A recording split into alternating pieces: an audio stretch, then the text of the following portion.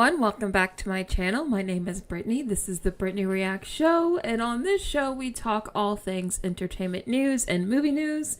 Today we actually do have a lot to go over. Somehow there was just like a ton of news that came out yesterday and today, so let me go over it. So first off, we have to talk about the fact that there's a new Star Wars movie now. I mean, they keep announcing Star Wars movies. I don't know if any of them are actually going to be made, but apparently they're making a Mandalorian movie now, so we're going to talk about that. I am going to talk about my reaction to the first episode of Echo, which is a new Marvel show on Disney Plus, in case you haven't heard of it. So I am going to talk about that and the whole situation. I don't think many people are watching it. Also, Fran Drescher made a deal with the devil, so to speak. She made a deal with an AI company to allow actors to lease their voices to a video game company to use just like the likeness of their voice, essentially, using AI. So that's interesting, because it's like, weren't they just striking, almost the whole year over the use of AI, and now Fran Drescher is just like, here you go, video game industry. Now you guys can use AI. It's like, wait, what? But we have a lot of other things to talk about as well. Like, we have the SAG nominations that just came out, so we can sort of see a peek into what might get a Best Oscar nomination. And a couple of other, like, smaller tidbits here, too. Plus a Gal Gadot surprise. I won't tease what that surprise is or tell you what the surprise is, but it's pretty crazy. But anyway, how are you guys doing? Hi, Jessica. Hi, Dr. Shonda. Hi, Scorpio Shadow. Hi, Miss Olsen. Hi, Alex. Hi, Natanya. Hi, Jessica. Hi, Nintendo Gaming Chair. Hi, Francisco. Hi, Astronomy. Hi, Josh. Hi, Nicholas. Hi, Metronoma. Hi, Cheetah Viper. Thank you to each and every one of you who comes to my show every day. I deeply appreciate it. Nintendo Gaming Chair, I do see your message. You've been a member for 2 months. Thank you so much. Brittany Reacts, every group has good apples and bad apples. Star Wars fandom's bad apples are geeks and gamers, including that Star Wars girl, etc. Yeah, I mean, every fan base has, like, always, like, a more, like, I guess, toxic side. Like, that's literally the norm for, like, every fan base on Earth. Star Wars is no exception, but I think the people who don't like Star Wars are very, very loud, because a lot of people don't like Star Wars anymore because the quality kind of sucks now. So I think, honestly, at this point, I don't even think, like, critiquing Star Wars makes you toxic, because, like, I don't know. We'll get into it, but thank you for the message. But anyway, before we get into the show, I do want to remind you guys that on Friday, I will be doing a review for the new Mean Girls movie. So if you guys want to see my live review for the new Mean Girls movie, make sure you subscribe for that. I haven't seen the new Percy Jackson show, so I haven't been able to talk about that. I don't think I'm going to watch that. Sorry, Josh. Happy New Year. I do see a few Happy New Year comments in the chat. Maybe a few of you haven't joined since the New Year, so Happy New Year. But anyway, I think we're ready to get into the show now. So I do want to start with the AI news, because WTF, seriously, what is going on with this? I am going to explain what's going on here. So,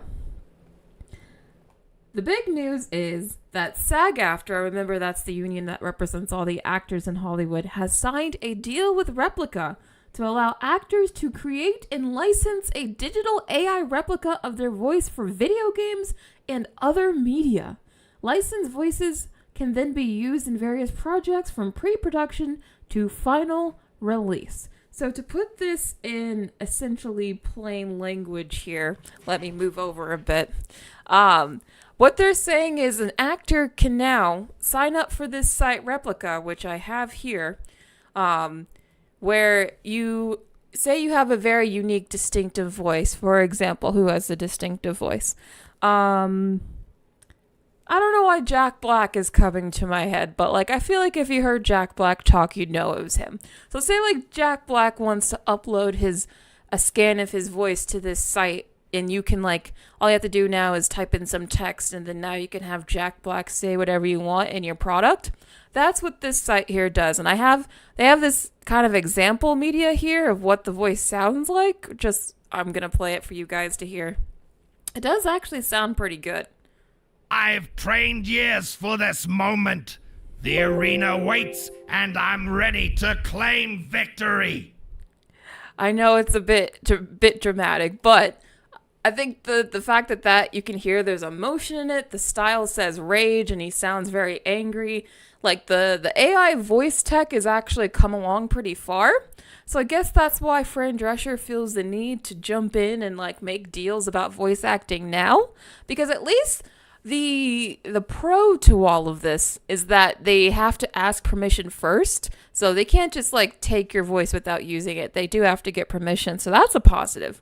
But it is like, okay, weren't we all just on strike over like trying to stop AI from taking people's jobs? And make no mistake, this is definitely going to take a lot of voice actors' jobs. So I don't know. This feels a bit hypocritical, this whole situation. I understand why she's doing this. I honestly think AI is inevitable.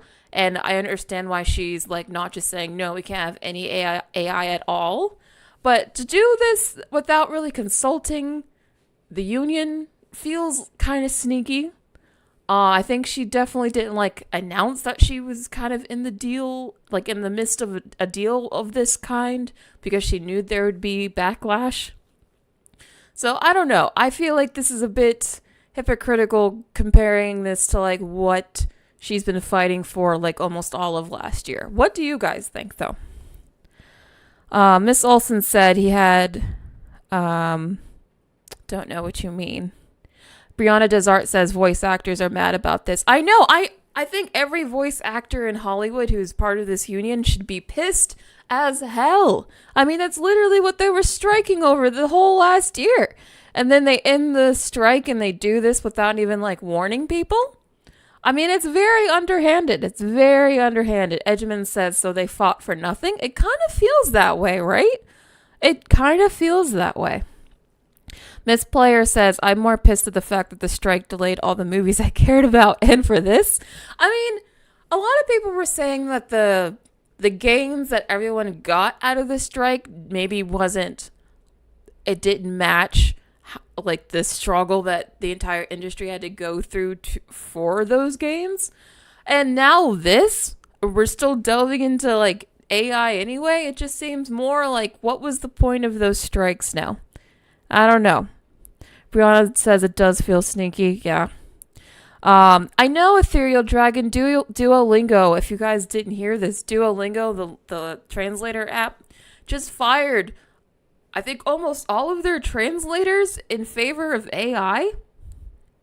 So yeah, I think this next year, really the next 2 years, I think we're gonna see a lot of mass layoffs from companies as they pivot to using AI. I'm very worried about it, honestly. Josh Loves Movie says AI should not replace voice actors and actresses or hardworking animators. I fully agree, but unfortunately I do think the use of AI is going to shrink significantly the availability of jobs, just because if you're not a Tom Cruise, who we will talk about later in this stream, if you're not someone who's well known and already brings a lot of clout just because of who you are, like I see a lot in the future, once this tech gets really good, a lot of studios will just be going the cheap route and using like synthetic actors, which is something they've already been talking about in the strikes and all of this AI talk too. So like they're already thinking about using synthetic actors now. So I don't know. I think the industry is in for a major change in the future. Dr. Shonda says, especially with the economic struggles the strike introduced to these actors, I would feel betrayed. Exactly. A lot of people, like the strike was not easy on people. Like people had to basically depleted their savings. People had to go a long time without working. This was hard for the entire industry. And this was one of the main things everyone was striking over to fight against. And then she just kind of goes and makes a deal with AI anyway. I don't know. I understand why voice actors would be hella pissed right now.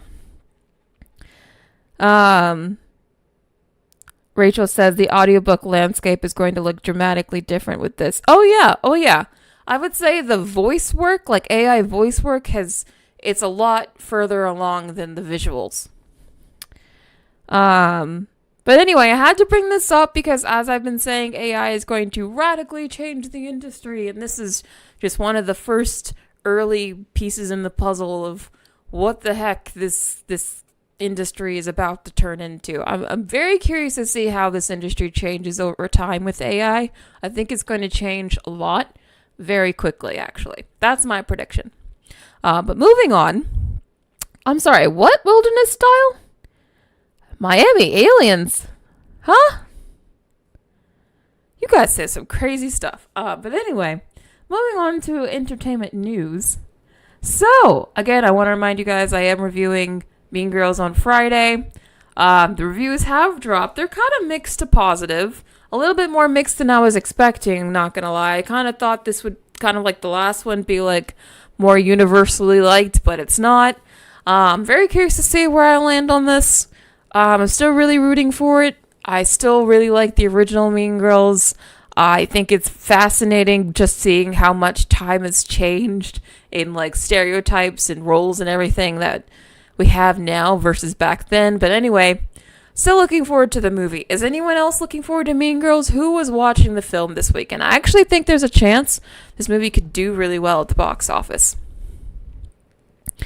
Alex says you hope it's fetch. Okay. Why are you guys talking about mall aliens? What? Ethereal Dragon says people at a mall in Miami claim to see tall aliens at the mall. What? 2024 is already on some ish, isn't it?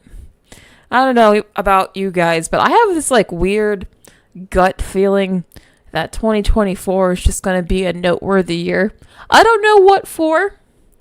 I just feel like 2024 is going to be something special. Like, kind of like I had that feeling in 2020, actually. I just had the wrong direction. Like, okay, side tangent. But I remember on New Year's 2020, I had this feeling that 2020 was going to be a very big year. Very noteworthy year. But I was thinking, being the optimist, like, oh, it's going to be like a big positive year. And then we all know what happened like 3 months later. So I have the same feeling about 2024. I'm not going to lie. I just hope it's positive. But anyway, you guys keep bringing up aliens and I'm just like, what if that's it? But anyway, who's seeing Mean Girls?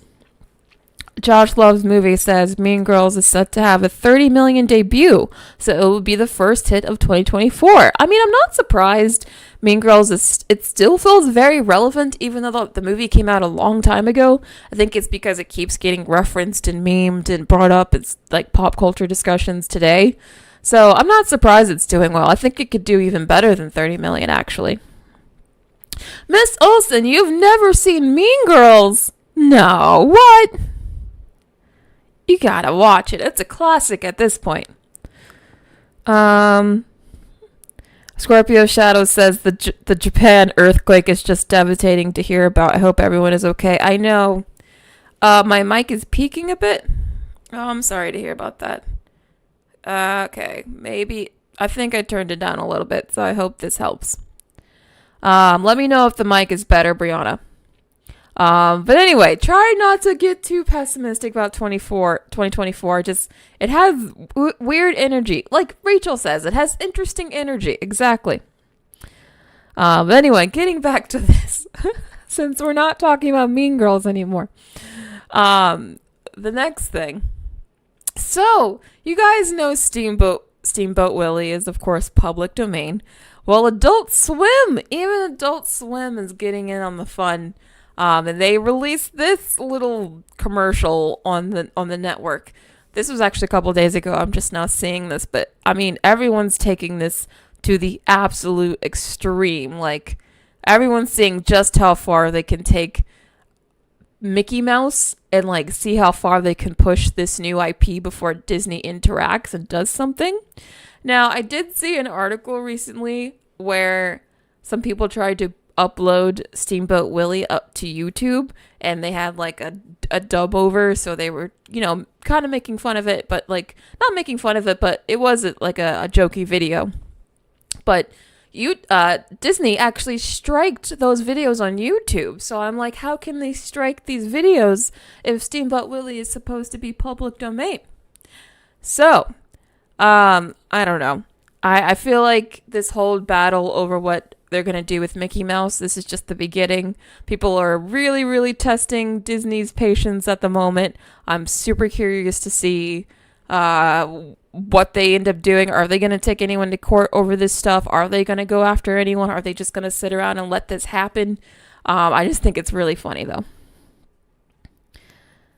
I know everyone is just laughing at it. It's pretty funny, though. I mean, I love Adult Swim. It's right up their alley to do something like this. But yeah, it's pretty far, especially since Adult Swim is like, it's a pretty, it's not just some random person online memeing it or making a joke about it. It's like an actual company, another media company doing it. So that's pretty substantial.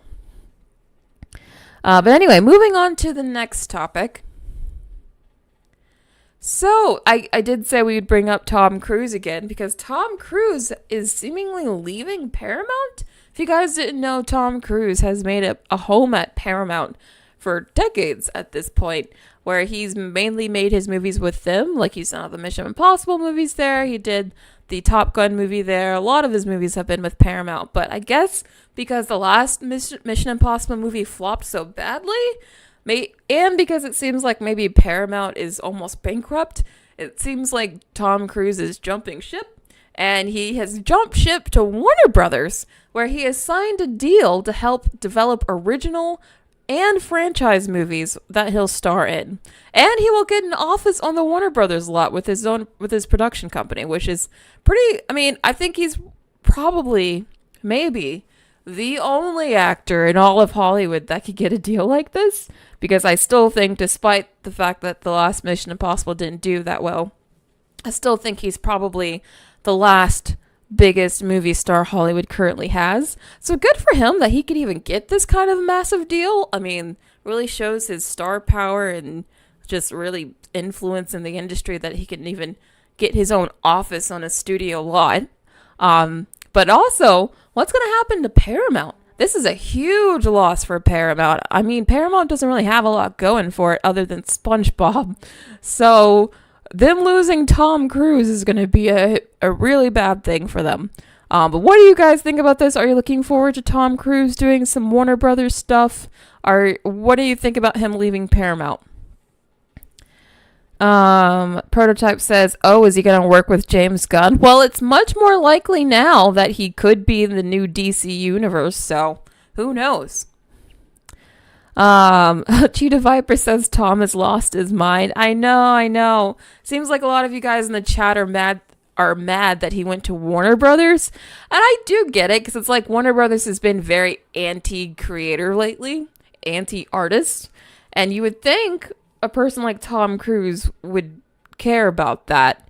Like, maybe he would have gone to somewhere else, like Universal or something. So yeah, why Warner Brothers? That is a curious question. Why, out of all studios, did he decide to work with David Zaslav?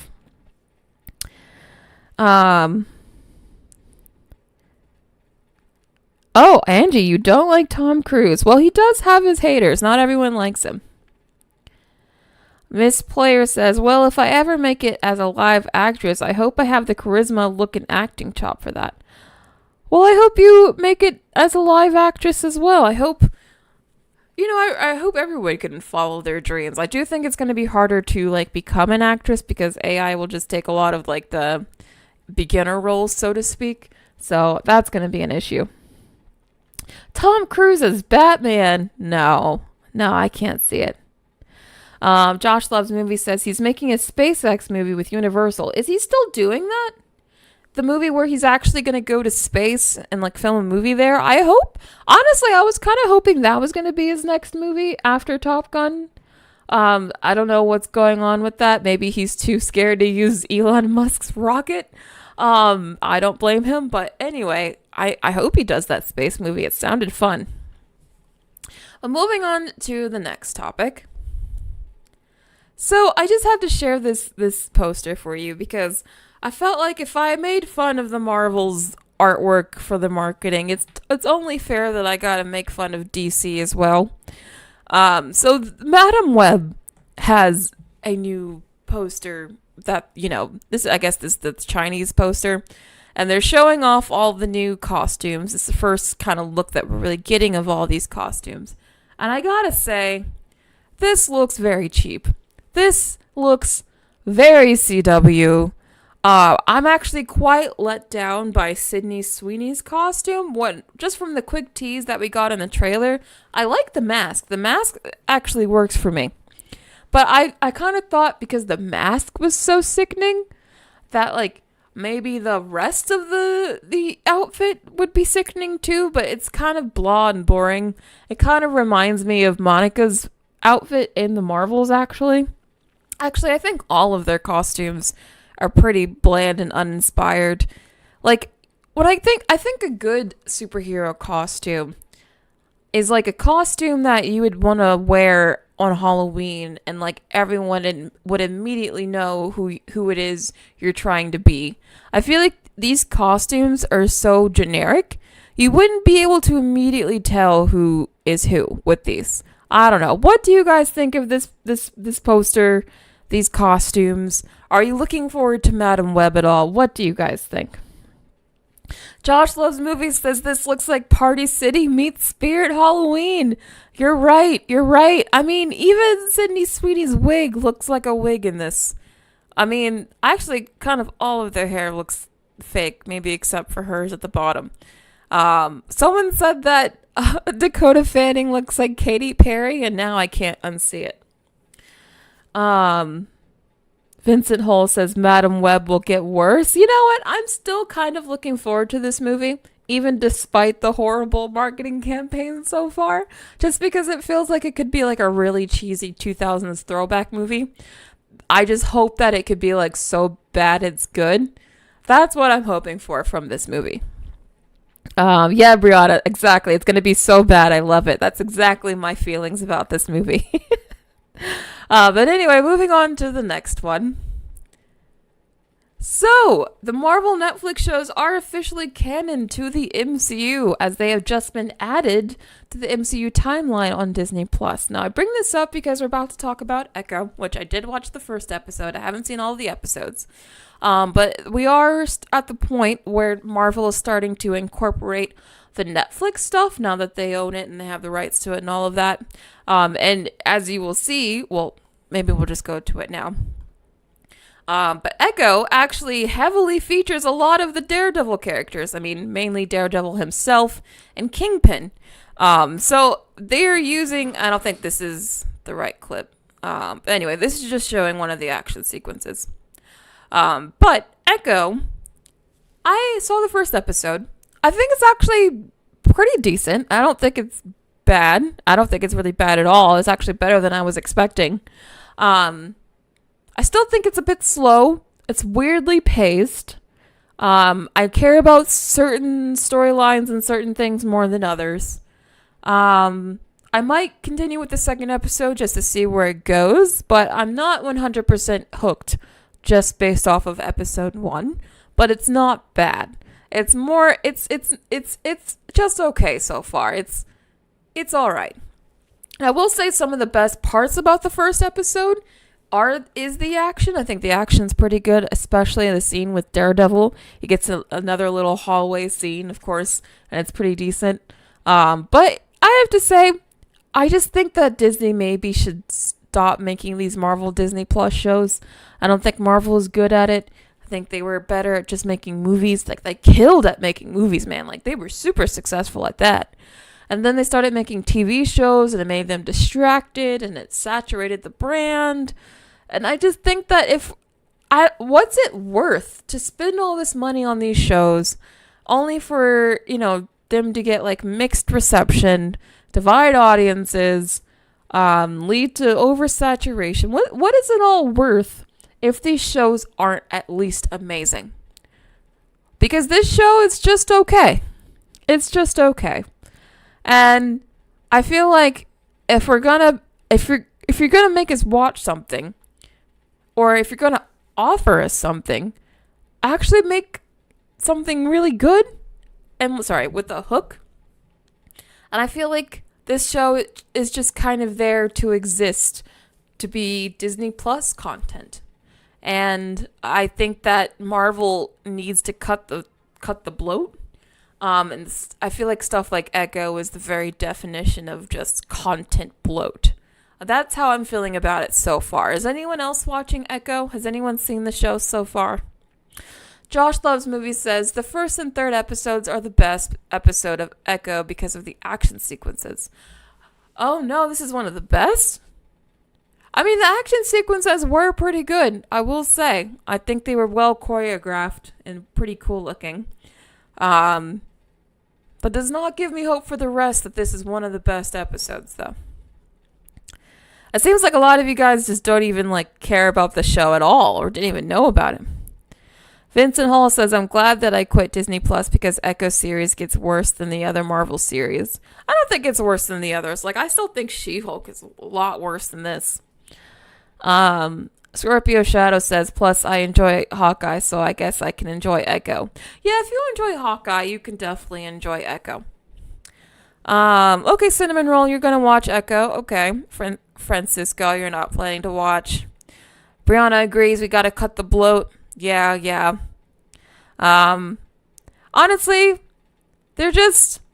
I think they're a distraction. I think what made Marvel so popular across all kinds of people, not just the core geeky fan base that I think is pretty much all that's left at this point, is that it was extremely simple to understand the overall narrative from movie to movie. So even if you didn't watch every single movie, A, you only had the movie, so you didn't have to worry about watching a bunch of TV shows.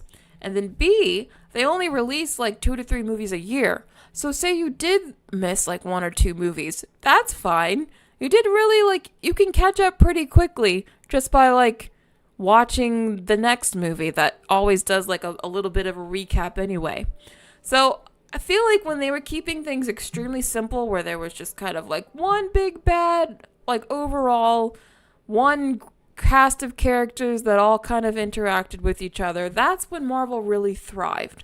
I don't like this strategy that they're doing right now, where they have pockets. They have the space version, the space corner of the MCU. They have the street corner of the MCU. Eventually, they're going to have the X-Men corner of the MCU. They have the Avengers corner of the MCU. I don't like that they have all these individual corners now, because you're just fracturing your audience, fracturing the fan base, and you make it not simple enough for normies to get into. So now we're at the point where in the MCU we have things like dragons and witches, and it's if you just think back to how this whole thing started with the first Iron Man, that first Iron Man movie is actually pretty rooted pretty firmly in reality.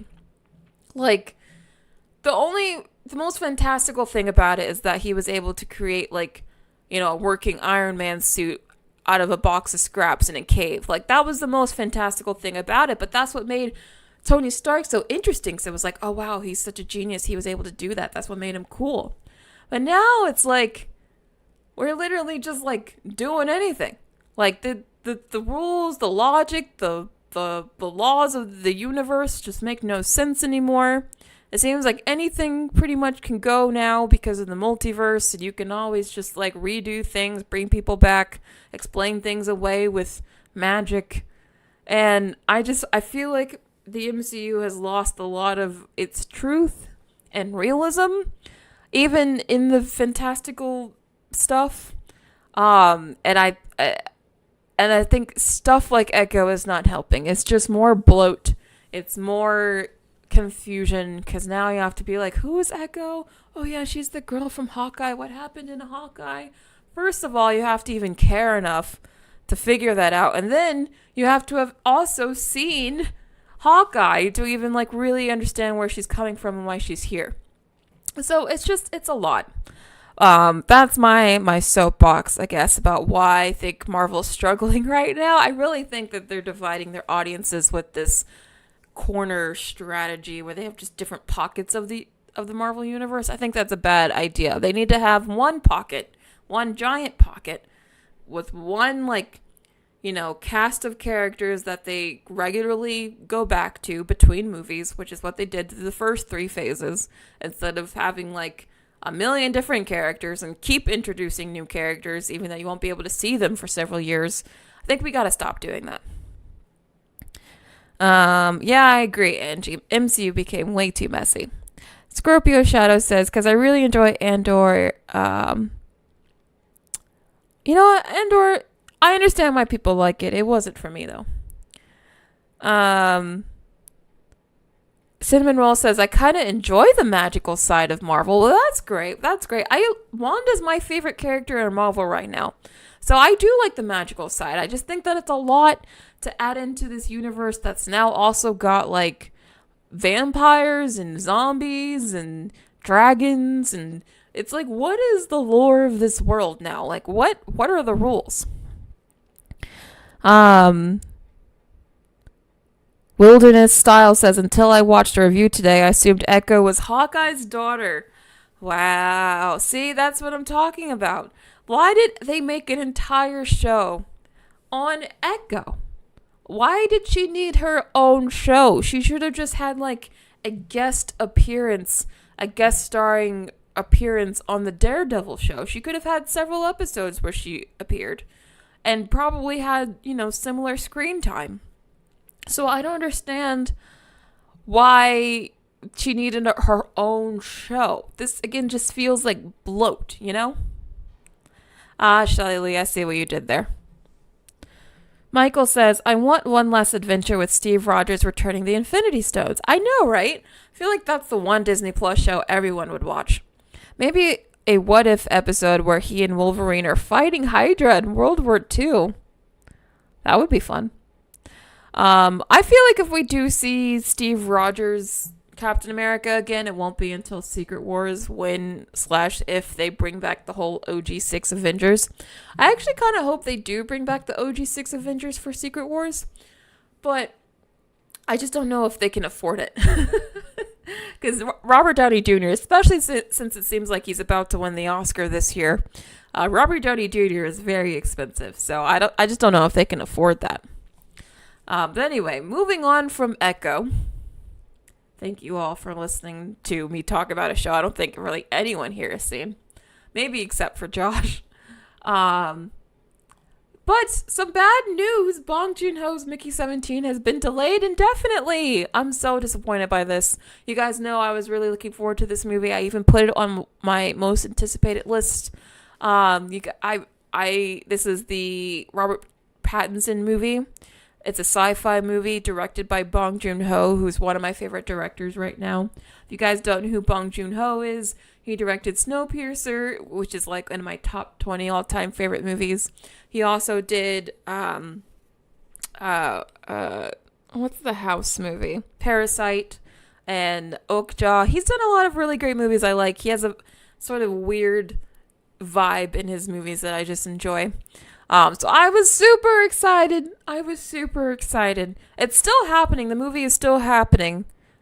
So it's not canceled. It's just delayed. And I'm just like, wait, when are we getting it? I hope it's getting delayed to like closer to Oscar season or something. Maybe they want this to be an Oscar movie. I hope so. This would be, I don't know. I was just very much excited for this, and I was very disappointed to see this tweet. Anyone else excited or disappointed by this?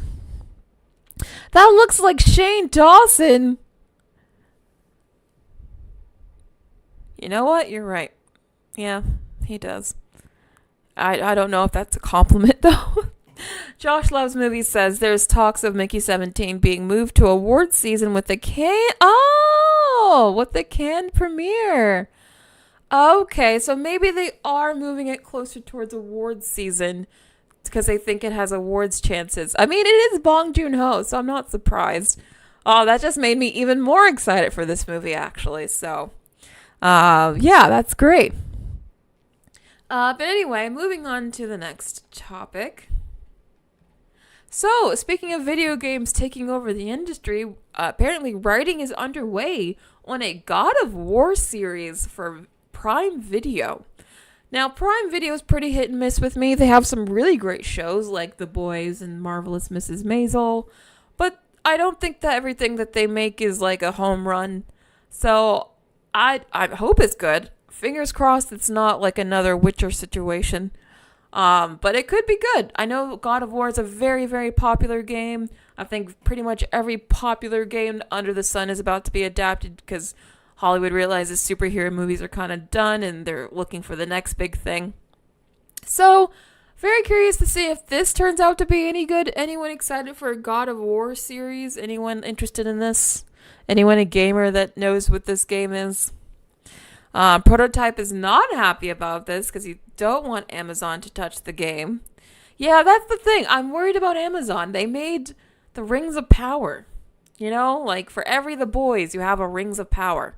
So I don't know what this is going to be, you know. Josh Loves Movie says, hopefully Fallout and God of War both get great series. Yeah, I mean, I hope it's good. Dr. Shonda's not interested, though. I know, Miss Olsen. Where is the Sims 4 movie? I feel like The Sims is such a popular game. And The Sims also is one of those video games that was able to, like, push outside of the gamer sphere. So, like, non-gamers also play The Sims. So, I feel like a Sims game... Like, this is my pitch for a Sims movie, okay? Sims movie, not Sims game. We have a Sims movie where, like, everyone's living in a simulation. They're living in, Pleasantville, where all the Sims live. You have, like, the Goths. You got the, like, all the Sims characters that you know from the game. And then you have one person who starts to wake up. And they're like, something's weird about my life. And they start, it's kind of like a Truman Show situation, where they start to slowly realize their life is not normal and that their life is being controlled, that they're a sim in a game. I think that'd be really fun. Imagine if everyone, or not everyone, but the main character was walking around with a plumb bob over their head.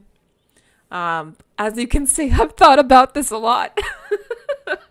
Yeah, I want the Sims game. The Sims movie. I want the Sims movie. Somebody's got to make the Sims movie. Why haven't they made that yet? Angel Pereira says a Sims movie could be potentially really dark. Oh, they could take it in all sorts of places. That's why I think it could actually potentially be a huge hit. There's so much they could do with the Sims. Why has there not been a Sims movie? Prototype says, isn't that Free Guy? I mean, it kind of is Free Guy. But, like, I think it would take place more from the perspective of the Sims rather than the humans in the human world. That would be my take. Yeah, Cinnamon Roll. Exactly like that. Like Free Guy meets Barbie. That's kind of my pitch. Free Guy meets Barbie meets Truman Show. Somehow, an amalgamation of those three movies together is my pitch for a Sims movie. Does that sound interesting to anyone else? Alex Luciano says Free Guy was a mix of mini games. True. I actually really liked Free Guy. I feel like Free Guy didn't get enough credit because it came out during the pandemic. But I actually really thought that movie was pretty good. It might be one of my favorite Ryan Reynolds movies, actually. Any other thoughts on the God of War series or the Sims movie or whatever before I move on to the next topic? Ethereal Dragon says there is a cartoon where the characters are put into a VR machine and have their memories erased. Oh, I know what that is. It's called, I forgot the name off the top of my head, but I know what you're talking about. Yeah, it's a very popular anime. Folklore says Sims actually has good lore, though. It does have good lore. It does. Nemesis says, why a Sims movie won't happen right now? What will they speak, Sims or normal? Well, maybe they'll speak English because we need to hear that, but then maybe there'll be some sort of gag where we see that they're actually speaking Simlish the whole time or something. That could be interesting. Alex says, we more hyped for a fake Sims movie over the... I know, right? Why is the chat more interested in my fake Sims movie than the God of War series right here? I really think that... Oh, yeah, Sword Art Online. Thank you, Josh. That's what I was trying to think. I actually saw the movie. I haven't seen the series, but I saw the movie. Ordinal Scale, I think it was called. It's pretty good. But anyway, Moving on to the next topic. Speaking of video games, The Last of Us Season 2 just casted their Abby. They casted Phoebe Dynevor, who I think she looks very sweet and very nice, and Abby is not those things. And I think they probably casted this way on purpose because they know Abby is such a hated character by people who play the games. And I think they were probably thinking, oh God, we need an actress that like nobody can hate. I think they chose an actress. This is all just my speculation, but I think they chose an actress who Phoebe, to me, I don't know who she is in real life, but to me, she gives off very sweet energy, like very sweet, like vibes, instantly likable is what I'm trying to say. I think that's what they were going for when they casted Abby, because they wanted someone that fans couldn't totally hate. Because otherwise she doesn't really fit the role very well. She's not muscular. She's not fit and tough like Abby is. I feel like that's not what they were looking for. They were looking for someone fans couldn't hate. That's my guess anyway. Do you guys agree with me? Cinnamon Roll says, oh my gosh, pretty excited for season 2 to come out. Me too. Miss Player says, personally, I wouldn't mind a live action SpongeBob movie. What? If the actors are the same as the Broadway actors. So you want Miss Ariana Grande to play live action SpongeBob in a movie? I want that just for the memes, you know? You know what? Yeah, I want that too. Rachel says Caitlin Dynevor is a very versatile actress. She can handle playing gritty. Can she? Well, maybe. I'll see. Alex says Abby is hated and this actress is pretty. I agree with you, Brittany. Yeah, I feel like this was definitely an intentional. They could have gone with an actress who was more masculine, more beefed up, who was more of a natural fit for Abby. But I think that they knew that any kind of actress like that would just get hounded. So I think they went for someone who just like naturally comes across as like likable and nice. But that's just my speculation. Josh says young Mazzino is playing Jesse and he was great in Beef. I haven't seen Beef, but I did see that other casting decision. I didn't include that, but thank you for letting me know, Josh, or just admitting it. But yes, there was another casting decision for Jesse as well. Ariana's Pearl. Why are you guys casting the live action SpongeBob movie? This chat today. What are you guys talking about? But anyway, moving on to the next topic. So this is the Gal Gadot surprise I was talking about, because we might have dodged a major bullet. So apparently Gal Gadot was offered to play Barbie? Question mark, but she passed on the role. Greta Gerwig then insisted she wanted to write the script for Margot Robbie. We almost got Gal Gadot as Barbie. Y'all, that would have been a very different movie. I just can't see it, because the whole movie is so based around like stereotypical Barbie. Like, Gal Gadot is not stereotypical Barbie. I mean, she's a very gorgeous woman, but she's not like a tall blonde, you know? And she has a very thick accent that I don't think she can lose. So, I just don't see, it's like, it's not quite as bad of a decision as Amy Schumer as Barbie, which they also almost did. That also would have been a very different movie. But really, Gal Gadot as Barbie? I just can't see it. I can't see it at all. I mean, were they going to make her blonde? I just don't think Gal Gadot would even look good blonde, to be honest. I just don't think that would work with her skin tone. So, I don't know. That would have been a very different movie. I think we dodged a massive bullet. Edgerman says this would have went from 1 billion to 10 million. Oh, God. Yeah, I actually think this would have made a lot less money, to be honest. Primal says Gal Gadot is too serious to play Barbie. I just don't think she's a good enough actress to play Barbie. As Rachel pointed out, can Gal Gadot even do Perky? the thing is, Margot Robbie, she can do Perky really well. I don't think Gal Gadot can pull off Perky. You know, she comes across as like too laid back and chill, which works for Wonder Woman. But I don't think that works for Barbie. I'm glad a lot of you guys are just now finding out. Yes, I'm glad I didn't spoil it up the top. Ken, I need to give me the stone. Yes, I know. That's very funny, Josh. Prototype says she could have played superhero Barbie. I see what you did there.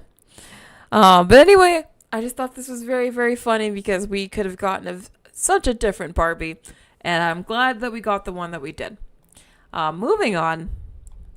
So, the Golden Globes actually had their viewership up quite a lot. 50% more than last year at 9.4 million. That's actually pretty good, especially since a lot of, award shows, their viewership has been declining. So, the fact that their viewership has gone up, I think is pretty good. I think the fact that there were so many popular movies and shows that got nominated this year helped. Like, you had Oppenheimer and Barbie, The Bear. A lot of, big buzzy shows and movies that came out this year that actually got nominated, so that probably helped. But a good thing for the Golden Globes, I guess, they were almost canceled, so this is one hell of a comeback for them. I wonder if the ratings for the Oscars will also improve. Will that make a comeback, or is that going to continue declining? I have no idea. I don't really know what the future of, award shows is. I feel like award shows are becoming, more and more of an old school outdated thing, yet at least viewership is going up for the Golden Globes, so we'll see what happens. Did anyone here actually watch the Golden Globes? Does anyone care about award shows anymore? Does anyone plan to watch the Oscars? Oh wait, friend, why are you guys still talking about the live action SpongeBob movie? That's not actually happening, guys. That we were just talking about, that'd be funny if that happened. It's not actually happening. Shelly Lee says Oscars are going to suck because no Peaches. I know, Peaches was so robbed. Alex says, I never watched an award show. Never, not once. Hidden Name says no. Cinnamon Roll says, yeah, I hope the Golden Globes will continue to getting better, learning from their mistakes. Okay, Cinnamon Roll, that's great. I mean, who knows? Maybe they'll grow again next year. Or maybe it's just all dependent on the fact that they had a lot of popular movies get nominated. I don't know. Because I do remember during the pandemic when there weren't a lot of movies that got released, the viewership was terrible across the board. But that's because they had to nominate a bunch of movies no one saw. So I think it does make a difference that we had more popular movies get nominated. Josh Loves Movies says the Golden Globes were so predictable this year. Yeah, I mean, kind of. I just wish that Barbie got more love. Seems like most of you guys do not care for award shows. That's fine. But speaking of award shows, again, SAG, speaking of SAG and the whole AI situation, SAG has their own award show as well. And they just dropped nominations. And these are the main nominations for Best Film Ensemble. We got Barbie, Oppenheimer, The Color Purple, American Fiction, and Killers of the Flower Moon. So it seems like these are the movies that are I would say at this point they're pretty much a lock for Best Picture, at least for a nomination.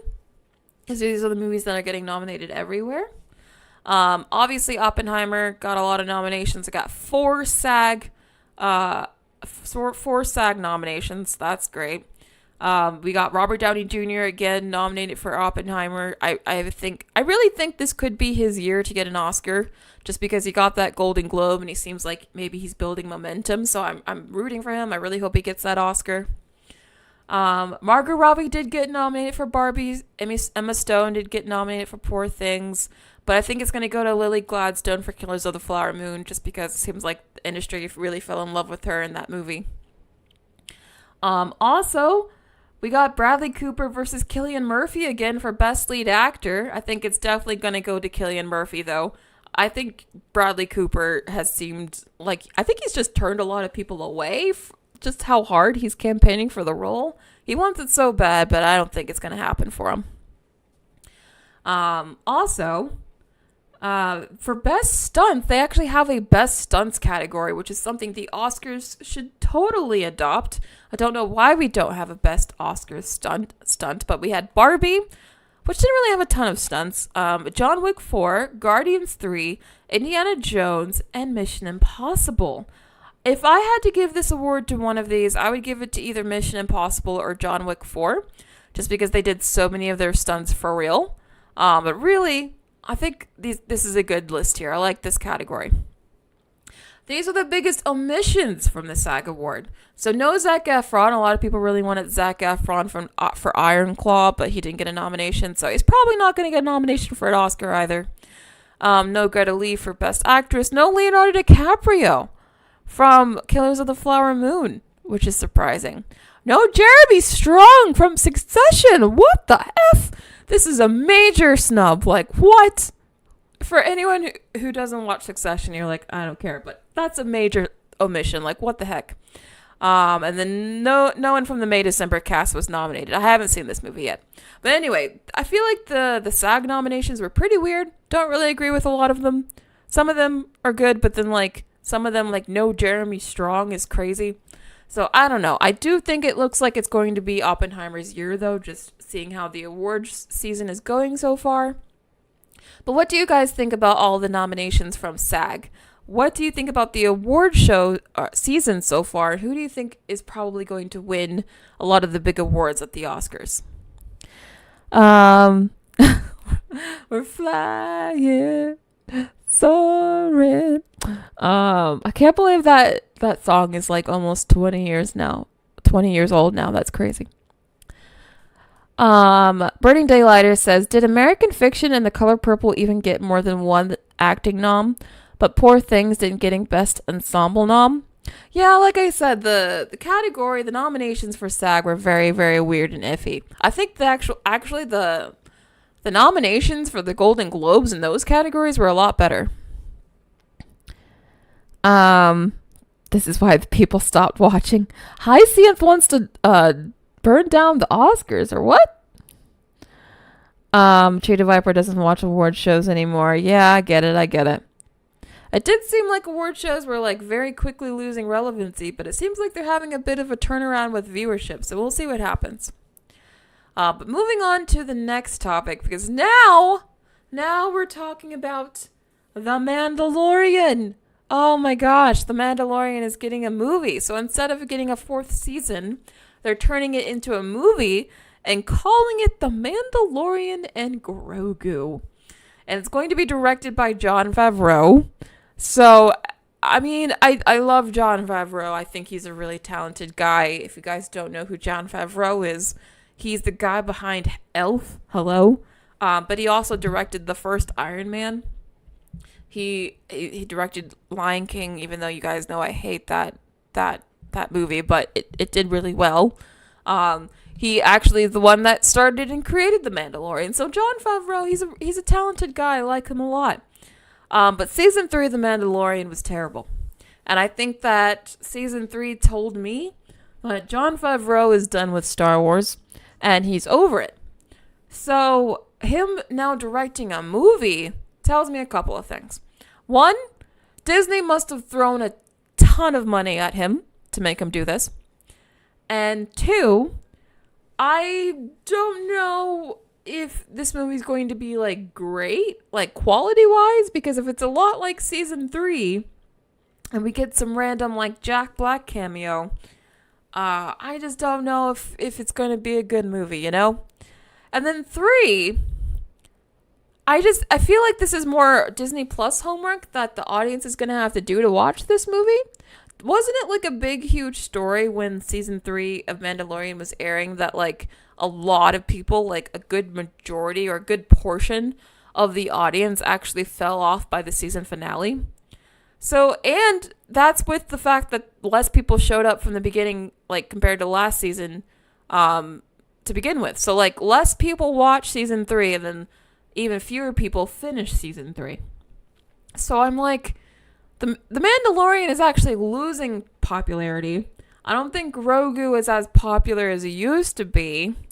Although Pedro Pascal is the most popular he's ever been. So maybe they're just banking on Pedro Pascal. But then the Mandalorian wears a helmet the entire time. So you won't even really be able to see it's Pedro Pascal unless they write a reason to take his helmet off. So I don't know about this, guys. I really don't. I don't even know if this movie's actually going to happen. They're saying they're going to put this movie into production later this year.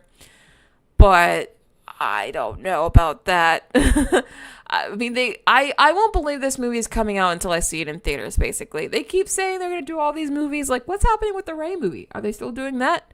But then they just cancel stuff all the time. So we'll see if this movie actually happens. But if it does, I'm not confident in it whatsoever, quality-wise and box office-wise. But what do you guys think?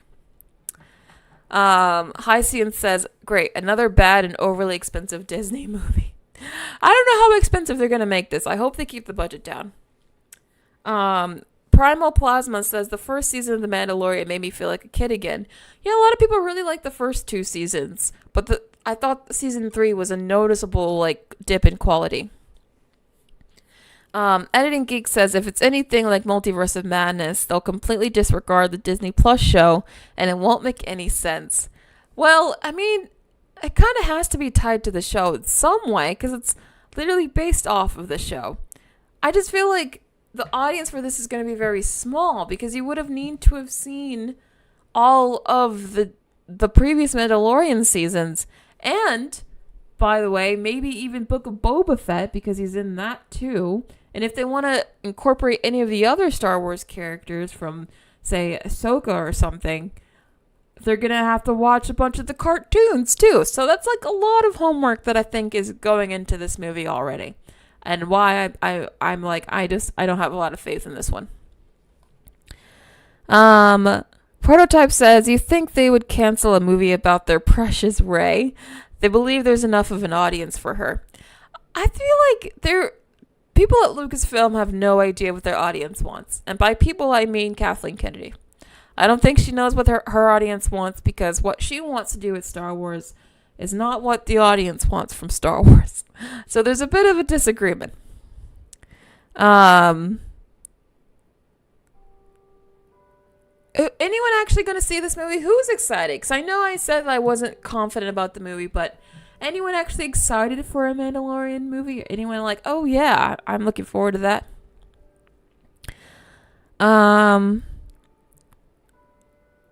I know. I mean, this movie could have a $200 million budget. They love giving all their movies that much, so I mean, the budget could be expensive. Vincent says the director for the upcoming Rey movie gets worse than Rachel Zegler's Snow White. Yeah. I mean, she has a career as an activist, so I'm sure there are lots of clips of her saying all sorts of stuff out there. I just don't know if a literal actual activist is the best person to put in charge of a major franchise, especially since she doesn't have any major experience helming a movie. She's really only done documentary work. So this is her first major blockbuster that she's directing, the Rey movie, not this Mandalorian movie. And she's more known for her activism than her directing.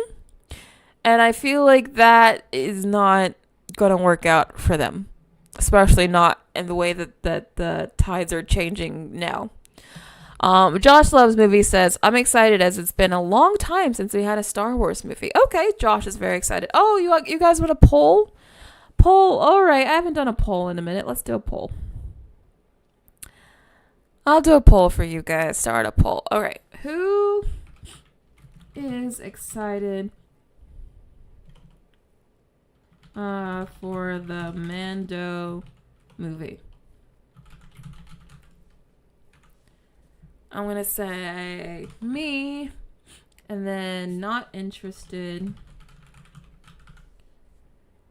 I'm gonna say need to see more, and then wait for streaming. All right, adding the poll.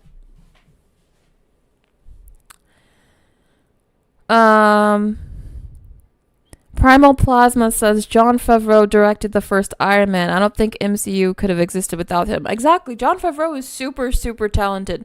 I actually wish that instead of having Jon Favreau direct this movie, they had him direct his own original thing. Like, again, he created Elf, you know? Like, he has good original ideas. Why doesn't Disney have Jon Favreau, who I think is an auteur director, go and make his own Elf, you know, his own next original classic? That's what they should be doing. Cinnamon Roll says, what is your favorite Star Wars movie, Brittany? I like the third Revenge of the Sith, the third of the prequel movies. That's my favorite Star Wars movie. Getting to the poll. So 50% of you not interested at all. 28% need to see more, I guess, from the marketing. 17% are. So that's something, at least for my audience, that's pretty substantial. And then 5% are waiting for streaming. So you do want to see it, but you don't care to watch this in theaters, which is pretty fair. But anyway, thank you guys for voting. It seems like most of you guys just aren't very interested at all, so I totally get it. But anyway, moving on to the next topic. Actually, no, we're moving on to my membership question because it's about this. So, I asked my members, since Star Wars is coming back to cinemas with the Mandalorian movie, do you think this will help heal Star Wars? Why or why not? And are you excited for it? So Alexander said, hey Brittany, I'm not excited due to the fact that I've never seen The Mandalorian or a Star Wars show, and I'm not planning on it. As always, keep up the great work. Not a lot of people, I feel like Star Wars is one of those properties where a lot of people have seen it, but like not everyone. So you'll still find a lot of people that are just like, oh, I've never seen Star Wars. And I think that's totally valid, honestly. Me Motelier, thank you so much for being a member, says, I will probably watch it when it comes out because I really like The Mandalorian. It's the only decent product they have now. But if they try to use it to push their agendas and make it political, they will ruin their last hope. I'm actually a bit scared with the result. Let's hope Kathleen Kennedy doesn't intervene and let Jon Favreau do his job. Yeah, I don't think Jon Favreau is going to be political at all. And if Disney's smart, they would make sure that Kathleen Kennedy is nowhere near this movie. But we'll see what they do. It seems like Disney does the opposite of what they should do these days. Golden Gordon says, to be honest, I've never been interested in the Star Wars universe, so I can't say I'm that excited. But I hope it turns out good for the fans, those interested. Me too. I mean, I've never been super into Star Wars. I'm not a super massive Star Wars fan or anything. But I do know the movies. I know the drama. I probably know the drama, but like the behind the scenes mess of what's going on with Star Wars probably more than I know the movies, to be honest. I find the drama of what's going on with Kathleen Kennedy and all that stuff more interesting than the movies. But anyway, yeah, I hope the movie is still good for the fans though. The legendary movie critic says, I'm even more excited for the Mandalorian and Grogu movie and the first Jedi movie from James Mangold than the Rey movie where she brings back the Jedi Order. I hope that Lucasfilm can return to making Star Wars into event movies again, as the Disney Plus series are a step in the right direction for this franchise thanks to Dave Filoni. However, I'm worried about him working with Kathleen Kennedy, as her track record lately has been full of huge flops and way too many canceled Star Wars movies and shows. Yes, I fully agree. As I said, Josh, I think if Disney were smart, they'd keep Kathleen Kennedy so far away from this movie. I do not want her involved at all. I know her name has to be on it, but doesn't mean she has to be actively involved. Yeah, I don't think that Rey movie was ever going to be a hit. To be honest, I'm not even sure it's ever going to be made. But if it is made, I don't think it's going to be a hit because Rey is just too controversial. Nicholas Wilson says, even as a Star Wars fan, even as someone who largely enjoyed The Mandalorian, I feel like both are completely played out, and I don't know that I'll bother. You know what? I kind of agree with you. I feel like at the end of season 2, when, Mando handed off Grogu to Luke, I felt like that's when the show should have ended. It felt like a natural ending of the story. And then now, I think this why I didn't like season 3. It just felt like we kept going because they needed to keep going. And like the show doesn't really feel like it's going anywhere now, where in the first 2 seasons I did feel like there was like a direction. So I feel like what this movie needs to have is a direction and a reason for existing other than just we need to make a Star Wars movie. So I hope that they give us one. And Nintendo Gaming Chair, thank you so much for being a member. Says every group has bad apples and good apples. Star Wars fandom's bad apples are geeks and gamers, including that Star Wars girl. LGBT community's bad apples are Amber Heard, Ezra Miller, and Elizabeth Bathory. Who is Elizabeth Bathory? U.S. left wing's bad apples are everyone work at anime localization, manga localization, etc. I gotta be honest, I don't understand this last one here. Why is the left wing mad at anime and manga? I haven't seen that to be true. Is that true? That'd be interesting. But I mean, every community has bad apples. Every community has good apples. I mean, it's rare that a community is like wholly good or wholly bad. Everyone's, life is rarely wholly good or wholly bad. A lot of stuff is like shades of gray, and that includes fandoms. But anyway, thank you so much for being members, guys, and contributing to these posts. It really means a lot. Thank you so much. But anyway, that was the end of the show. Thank you so much for being here. As always, I will be here on Friday at 1 p.m. Eastern Standard Time. Again, I will be reviewing the new Mean Girls movie, so make sure you're here for that. Subscribe if you're not subscribed. And I'll see you guys on Friday. This was really fun. Thank you all for being here. And I'll see you then. See ya.